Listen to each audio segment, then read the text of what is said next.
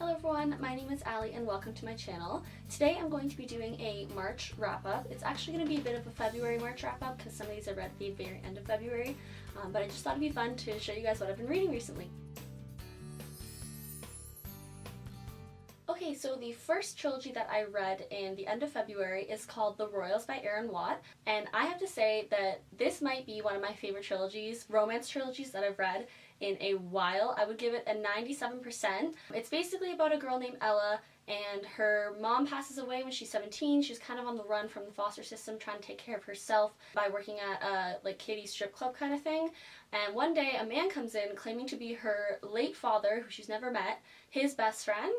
And because he has legal guardianship of her, he tells her she has to come live with him. So she goes off, and he's apparently super rich, so she goes and lives with him and his 5 sons, and then romance and craziness ensues. I feel like that's enough of a synopsis. They were just addicting. Ella was such a queen. She was so strong, and she was so vulnerable at the same time as being such a badass, which I loved. And her relationship is just so cute, and all of the boys had such weird different personalities. The one thing I will say is the last book's a little bit predictable, but other than that it was so good and I definitely recommend you reading them. The next book I read is Maybe Someday by Colleen Hoover. It's basically about a girl, her boyfriend cheats on her with her roommate, and there's a boy who lives across the street who she sees outside playing his guitar all the time, so he kind of invites her into his house because she's on the street crying with no money and it's raining, and then they sort of become friends and she starts to stay there because she has to move out of her place, and then it turns out that he's deaf and they're both songwriters, so they kind of start working together, and that's sort of what happened. I would give this book an 86%. I have read a ton of Colleen Hoover. Haven't read all of her books, but I've read most of them, and I liked this book. I really did. At first I thought this might be a contender for one of my favorites, but then I didn't like the kind of dynamic between her and her love interest. I love that he was deaf. I thought that was really cool and interesting. I didn't like the whole thing that goes on. I'm not going to say much because I don't want to spoil it, but something happens and I just don't like the way they handle it, because if that was happening to me it would be so obvious what you should do, and it just wasn't to them. So that was the one thing that kind of brought it down, but it's still Colleen Hoover. I still love the romance, and I'm always going to read her books. So it was a good book, it just, the relationship dynamic wasn't the best for me. Alright, so this next book most of you probably see coming, and I absolutely loved it, and that is A Court of Mist and Fury by Miss Sarah J. Maas. Of course, this book was probably my favorite that I've read so far this year. I really liked the first one. If you saw my review on it, you'll know I really enjoyed that one. But I definitely ate my words because this book, literally, I don't think I've ever given 100% to a book, but this might be my first 100%. It was amazing. Basically, if you haven't read A Court of Thorns and Roses, the first book, it's a retelling of Beauty and the Beast with fairies and magic, and you should definitely read that or go watch my review first and then come back. It's just so good, and I pretty much ate my words because Rhysand, go watch my review and you'll see I kind of didn't like him, but I can't. I'm so excited for A Court of Wings of Ruin, and it comes out on my birthday, which I'm so excited about. So basically, yeah, 100%, enough said. Everyone knows about this book in YA world, so if you haven't read it, literally, it will change your life. Literally, please go read it. It's so good. It's so good. Alright, so this one I actually hadn't heard anything about, but my roommate had seen something on Tumblr or somewhere about it, and she got it for her birthday. So I read it, and I was so pleasantly surprised, and that book is the Daughter of the Pirate King book. I think it's gonna be a duology or maybe a trilogy. There's only one book out right now. It is by Trisha Levenseller, and it was so fun. Just really fun, and they were actually, the plot twists were good. So basically this book is set in a magical adventure land. That's, I guess, fantasy adventure would be the genre, and it's about a girl named Aloza who grew up as a daughter of the Pirate King, so he kind of controls the pirates of the sea, and people pay him taxes to sail on the sea. So she grows up with him and kind of learns how to be a scoundrel, and then he sends her on a mission to steal a map off of another pirate's ship. So she goes onto this ship as a prisoner, even though she's actually planning to be there. And the first mate's name is Ryden, and she kind of starts having feelings for this boy.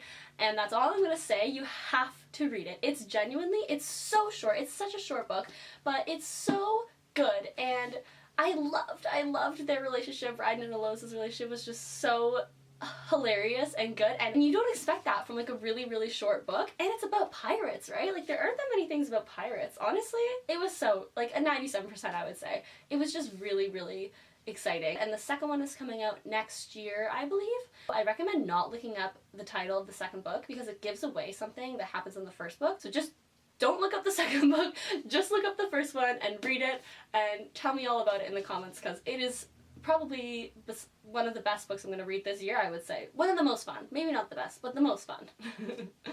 So the next book I read took me a while. I've had this book since probably for 3 years. I've had this book, and I've always tried to get through it and I never could, and finally I did it, and that book is I'll Give You the Sun by Jandy Nelson. The problem with me with this book was that it was just really, really sad. Like, genuinely, it just really made me sad, which kind of made me struggle to get through it. But also, I think I would give it like a 92. I know this is like a lot of people's favorite books of all time. It's definitely not going to be my favorite, but it will hold a special place in my heart. It's basically about these twins, and their mother passes away when they're very young, and they're both artists, and because of that one event and several others, their lives kind of derail. So it's basically just about their relationship and growing up and getting older and realizing things. I sound like Kylie Jenner.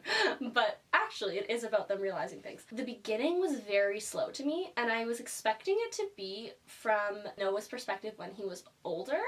Like, I thought it was going to be Noah from 16 and not Jude from 16, because it's dual perspective, goes back and forth between when they're 13/14 and when they're 16, but it's different characters. But then about 100 pages in, I started to really like how they did that. It was still a phenomenal book, made me cry so much. Like, it was just like one thing after another hits you in the gut. Oh, it's just so sad, but it's so good. I think it's a really important book for a lot of people, and I really, really did like it. It's just very sad and rather slow at the beginning for me.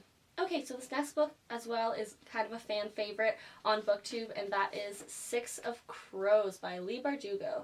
I would give it like a 90%. I thought it was good. I didn't think that it was as good as I was expecting it to be. I thought it was going to be like A Court of Mist and Fury good, because it has a huge fan base on Tumblr and on BookTube. A lot of people hype it a lot and love it, which is perfectly okay. I just found it to be not predictable, but it was a ton of backstory, which is nice, but at the same time, I kind of felt like I was missing out on the actual plot. And then when it comes down to what happens, I found that everything that happened, I was then expecting it to be a part of the plan because of the way that she lays out Kaz's character. Definitely my favorite characters are Inaj, Jesper, and Wylan. Those 3 were my favorites. But yeah, I liked this book. I gave it a 90%. It still had me reading really fast and enjoying the banter between the characters, but it wasn't anything special to me. And that's, again, like the second book, A Crooked Kingdom. I also read that book. That's the next on the list. And again, I liked it. I would say I liked it a bit more because I thought that there was more plot currently going on as opposed to a ton of backstory. And I think that Wylan, his character, really comes to know himself in that book, and Wylan was definitely one of my favorites. So that book definitely was better than the first one for me. But definitely pick it up if you're looking for adventure, if you're looking for witty characters and really good banter between an ensemble cast, because that is definitely, she does that super well. And she also world builds really nicely. I loved Ketterdam, and I loved all the places they went and the whole world of it and all the magic. I loved those parts, but it was just the plot fell a little bit short for me personally. Alright, so the next book I also read was an ebook, and that is Shut Out by Cody Keplinger.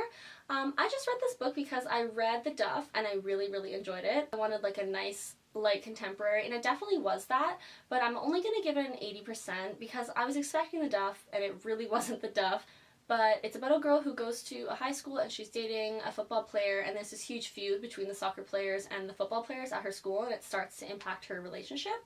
So all the football girlfriends and the soccer girlfriends decide to go on like a sex strike. So they say that we won't fool around with the boys until you've solved your feud because it's getting in the way of our lives too, which is really funny concept to me. And I liked in the book how they discuss sex and how they discuss the stigma around it and how each of the characters kind of have a different experience with it. But I didn't like the relationship, and it was so predictable, and I found that the main character was just so annoying.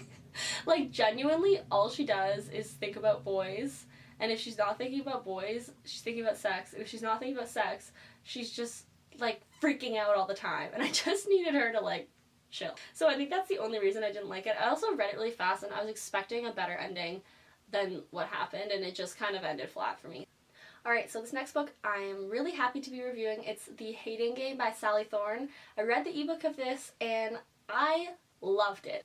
So the first couple chapters were a little bit jarring because the way that Sally Thorne writes and the way that her character Lucy is kind of all over the place, but at the same time I thought it was so funny. As soon as you get past sort of the writing style at the beginning, you dive right in. It's basically about this girl named Lucy. She works at this publishing company as an assistant to the co-CEO, and there's another co-CEO, and he has an assistant named Joshua Templeton. Joshua. And they have this weird thing where they hate each other, like, a lot. They're both around, like, 28, and they sit directly across from each other when they work, and they have all these little games that they play where they hate each other, and they'll have, like, the staring game, and then they'll have, like, this game and that game.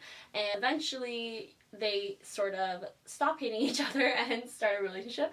So it was just so sweet. I'm gonna give this a 98%. I loved Josh's character. Their whole dynamic was so sweet. I loved how badass Lucy was, even though she was really kind of quirky. She reminded me of the main character of Me Before You. I haven't read that book, but I've seen the movie. She really, really reminded me of that character. Just, like, sweet and kind of quirky and funny. And it was just such a fun book. I would definitely recommend it if you want, like, a sweet, quick, romance, funny, loving, adorable book. Okay, and that's all the books that I read this month. I hope that you guys enjoyed this video. I hope I didn't spoil anything by accident. I don't think I did. If you want to follow me on all my social media, I will link them in the description below. Definitely make sure to leave a comment below if you read any of these books and liked them, or even if you didn't. I love discussing ideas with you guys. If you have any video ideas for me as well, tell me down below, and thanks for watching.